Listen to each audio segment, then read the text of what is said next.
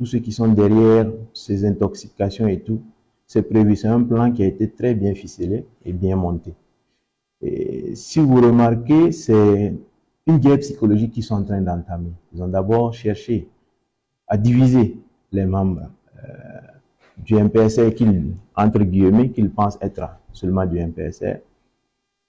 Mais ils n'ont pas réussi. Donc, qu'est-ce qu'ils ont décidé de faire? C'est de toucher, de semer le doute dans la tête de ceux qui soutiennent cette transition.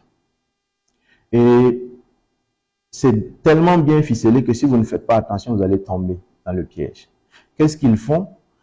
Ils vont vous mettre une bribe de vérité dans une publication et ils ajoutent de fausses informations dans le but de créer la psychose.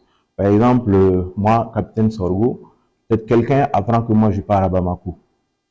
Il a appris, mais il ne sait pas qu'est-ce que je pars faire. Donc il va dire sur les réseaux, Capitaine Sorgho est à Bamako pour telle ou telle chose. Il ajoute du mensonge. Et si vous ne faites pas attention, vous pouvez croire à ce qu'il dit. Parce qu'en réalité, je suis allé à Bamako, mais ils ne savent pas qu'est-ce que je suis allé faire. Mais ils le disent pour juste mélanger. Je pense qu'il y a une publication qui avait dit en tant que le capitaine Yabre et moi, on était à Lomé pour voir le président d'Amiba, je crois. Voilà. Ce moment, le DGNA était parti dans un cadre de travail avec tous ces, comment on dit ça, ces homologues des autres pays de la sous-région. La part de vérité, c'est que le capitaine Yabre était vraiment à Lomé. Mais moi, je n'y étais pas. Ils ne savaient pas qu'est-ce qu'il était parti faire, mais ils ont inventé ce qu'ils voulaient inventer. Donc, il y a ça pour essayer de nous discréditer, de nous monter la tête et tout. Et il y a également le fait qu'ils sont en complicité avec des chancelleries étrangères. Et tous ceux qui font ça, c'est surtout pour des intérêts individuels. Parce que, qu'est-ce qu'il faut faire? Pour pouvoir nous déstabiliser, il faut créer des mensonges qui pourront être peut-être vérifiés ou quelque chose comme ça. Donc, qu'est-ce qu'ils font? Ils vont vous fabriquer des choses, ils ont leur plan, ils déroulent. Dès que vous découvrez certaines informations, ils anticipent et ils communiquent. Genre, nous allons arrêter telle ou telle personne, il y a quelque chose qui va se passer ici, telle ou telle chose, parce qu'ils savent. L'objectif recherché, c'est quoi? Dans les deux cas, je pense qu'ils gagnent. Parce que si nous décidons de ne pas arrêter ces personnes, qu'est-ce qu'ils font?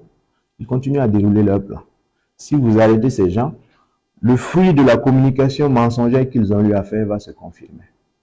Et les gens vont dire, effectivement, ils avaient dit ça, et voilà que ça se confirme. Pourtant, en réalité, dans leur publication, ils font exprès. Ils vont citer les gens qui sont vraiment mêlés dedans et ajouter d'autres personnes qui ne sont pas mêlées à ça, forcément. Tout ça pour créer la psychose, pour créer la division entre nous. Et en ce moment, même si vous procédez à des arrestations ou quoi que ce soit, ils vont avertir tous ceux qui sont sur la liste mais qui ne sont pas forcément mêlés que prochainement c'est vous qu'on va arrêter. Et en ce moment, vous êtes dans le doute, vous ne savez pas ce qui se passe, vous allez vous rétracter, ils vont vous coopter, etc. Donc c'est vraiment une manœuvre, je dirais, des impérialistes. Voilà, c'est surtout pour des intérêts individuels. Il y a des gens qui ont perdu beaucoup d'avantages. Il y en a qui n'arrivent plus à faire tout ce qu'ils faisaient avant. C'est vrai qu'on ne communique pas assez sur beaucoup de choses, mais il y a beaucoup qui nous en veulent parce qu'on a coupé leur vivre ou leur moyen de vivre comme ils vivaient avant. Parce que notre objectif, c'est de permettre à tous les citoyens de vivre dignement.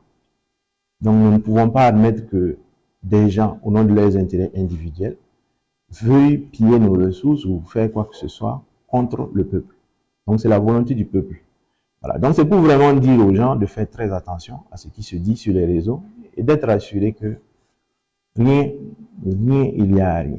Ils ont tout essayé, ils essayent toujours, ils ne vont pas arrêter d'essayer. À nous d'être très vigilants et de ne pas s'inquiéter. Rassurez-vous, nous sommes très unis au sein du MPSR. Nous n'avons aucune... Si nous avons des sujets à débattre, nous débattons ensemble et nous prenons la décision ensemble. Voilà.